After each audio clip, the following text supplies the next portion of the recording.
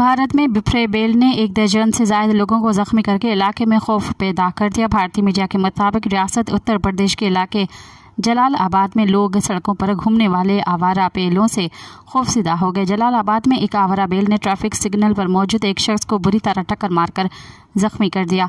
Media reports में बताया जा रहा है कि आवारा बिफरे बेल ने तकरीबन 15 अफराद को जख्मी किया, जिसके बाद इंतजामिया हरकत में आई और जलालाबाद म्यूनसिपल काउंसिल ने बेल को पकड़ने के लिए जाल बिछाया। ताहम बेल म्यूनसिपल काउंसिल की गाड़ी को चकमा देकर फरार हो गया। इंतजामिया की जानिब से बताया गया है कि बिफरे बेल को पकड़ने के लिए 3 घंटे तक कोशिश की गई, जिसके बाद उसे काबू कर लिया गया है। मज़ीद ख़बरन ऐं तफ़सीलात लाइ विज़िट कयो असांजी वेबसाइट www.awamiNewsHD.com ऐं ॾिसंदा रहो अवामी न्यूज़ HD।